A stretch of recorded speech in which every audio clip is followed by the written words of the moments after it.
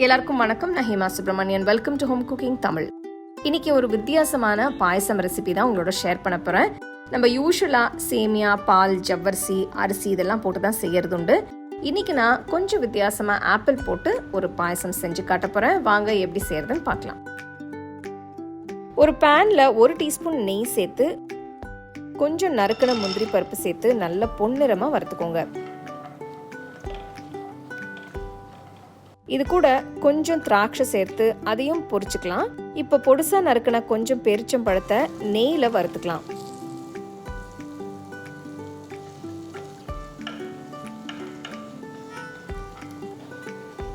எல்லாம் நல்லா வறுபட்டதும் ஸ்டோவை ஆஃப் பண்ணிட்டு தனியா ஒரு பிளேட்ல எடுத்து வச்சிருங்க.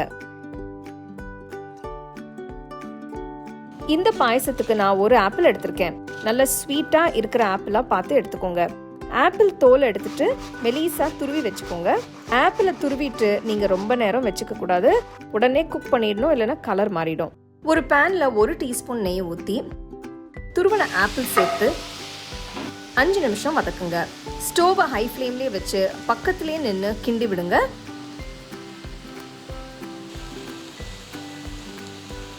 அஞ்சு 6 நிமிஷம் ஆனதும் 1 டீஸ்பூன் சர்க்கரை சேர்த்து கிண்டி விடுங்க.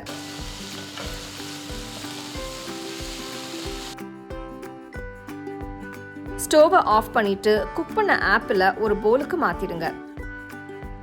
ஒரு சாஸ்பேன்ல 1 லிட்டர் காய்ச்சின பாலை ஊத்திக்கலாம்.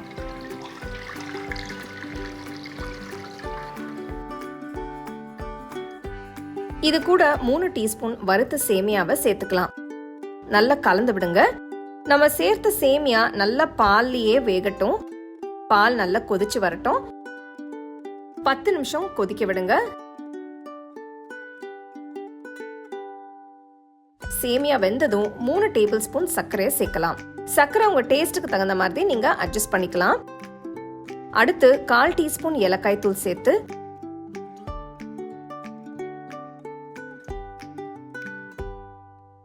வறுத்து வச்ச ஆப்பிளையும் சேர்த்து கலந்துக்கலாம்.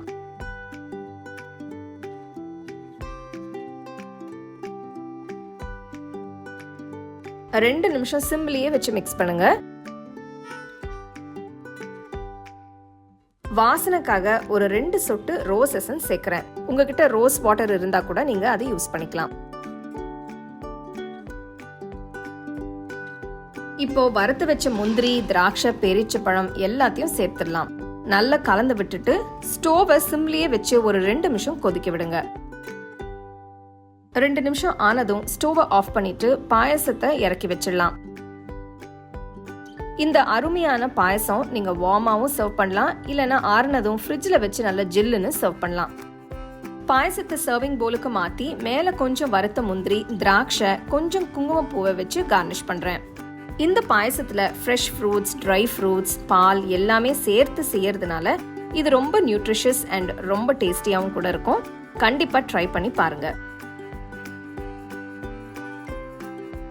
உங்களுக்கு இந்த ரெசிபி பிடிச்சிருந்தா லைக் பண்ணி, ஷேர் பண்ணி ஹோம் குக்கிங் தமிழ் சேனலுக்கு சப்ஸ்கிரைப் பண்ணுங்க. மறக்காம பெல் ஐகானை கிளிக் பண்ணுங்க. The second edition of our home cooking book is now available on our website 21frames.in. I'll give you the link in the description. You can go and check it out. The book is currently available only in India for now, so you can place your orders on 21frames.in.